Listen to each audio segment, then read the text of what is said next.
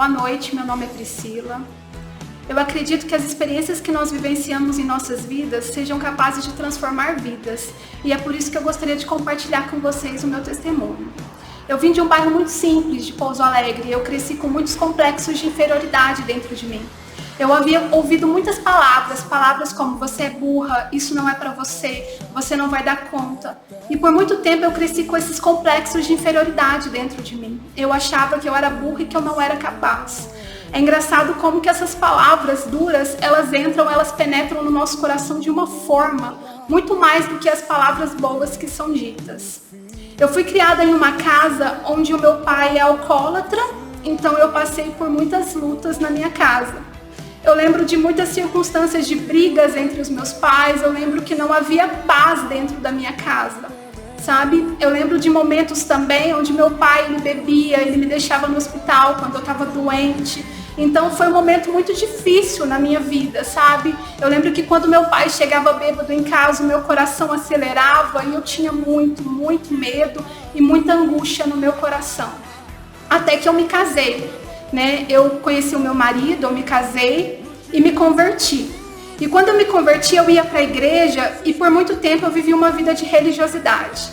Eu ia na igreja, mas o meu coração não estava na presença de Deus, eu não estava buscando a Deus verdadeiramente de forma inteira. Os meus pensamentos estavam no que eu ia fazer depois do culto, os meus pensamentos estavam no que eu ia fazer na semana seguinte. Depois de um tempo, eu tinha o sonho de entrar na faculdade. E eu falei, eu vou entrar na faculdade e quando eu entrar na faculdade eu vou falar de Jesus e vai ser maravilhoso. E eu orei a Deus antes de fazer o vestibular. Falei, Deus, se o Senhor me colocar na faculdade eu vou fazer diferença. Mas quando eu entrei na faculdade, eu deixei que o sentimento de inferioridade, de complexidade fosse maior na minha vida, porque eu achava que eu era burra. Então eu queria ter as melhores notas da escola. Eu estudava na faculdade. E o errado não é estudar, o errado é você colocar outras coisas como prioridade acima de Deus na sua vida. E eu fiz isso, sabe? Eu colocava outras coisas e Deus sabe quando Ele não é prioridade na nossa vida. Depois da faculdade, eu tive uma alergia muito séria e acabei ficando com um quadro de insuficiência renal aguda. E depois disso, eu acabei ficando com síndrome do pânico. E foi um dos piores momentos da minha vida. Eu lembro que eu passava a noite acordada e eu sentia dores pelo meu corpo. Eu tinha medo da morte, era um medo constante. Eu tinha medo de sair na rua, eu tinha medo de ir no supermercado, de ir na farmácia, sabe? Eu sempre tinha que ir com alguma pessoa comigo porque eu tinha muitos medos, sabe? E é uma das piores coisas que pode acontecer, É a ausência total da presença de Deus. Eu vejo o pânico dessa forma, como uma prisão sem grades, porque as pessoas te falam que nada vai acontecer, que você está bem, mas na verdade você acredita, aqueles pensamentos maus entram na sua mente de uma forma e você acredita nisso e você não escuta a voz de Deus e Deus tenta te resgatar, mas você não consegue escutar, Até que eu descobri que meu filho é autista e nesse momento eu não conhecia a Deus de verdade. Eu acreditava que era uma punição pelos meus pecados. Eu não tinha ideia de quem era Deus, E foi necessário eu passar por tudo isso para que eu pudesse conhecer a Deus verdadeiramente, sabe?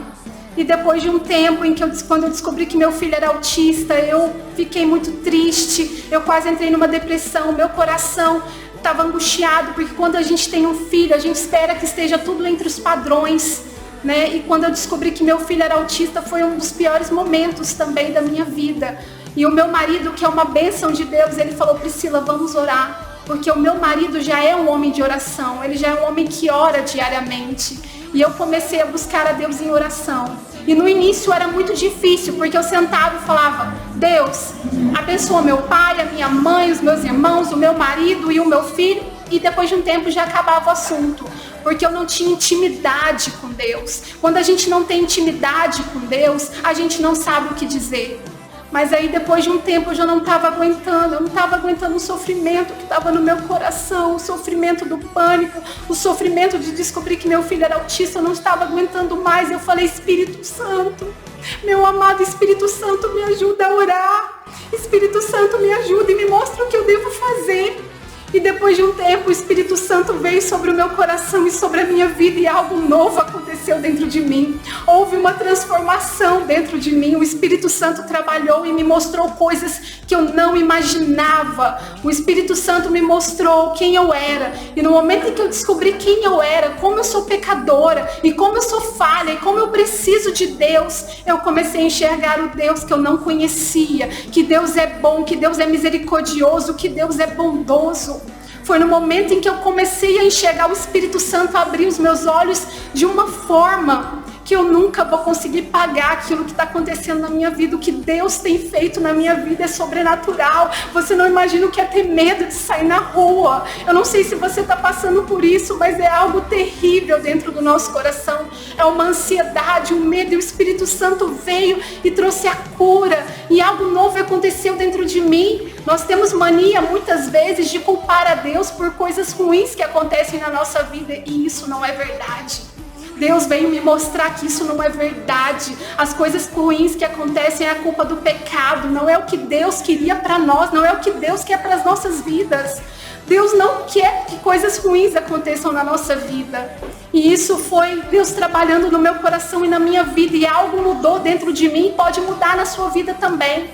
Algo pode mudar na sua vida se você conhecesse Jesus, se você abrir o seu coração para Ele sem reservas, de todo o coração, falar com Ele de coração, se derramar na presença de Deus, conhecer a Deus. Vem um amor sobrenatural sobre a nossa vida, um amor que nós não temos pelas pessoas, porque nós somos egoístas. Isso vem de Deus, esse amor vem de Deus, que é um amor sobrenatural. Jesus transformou a minha vida e me curou, e pode transformar a sua também.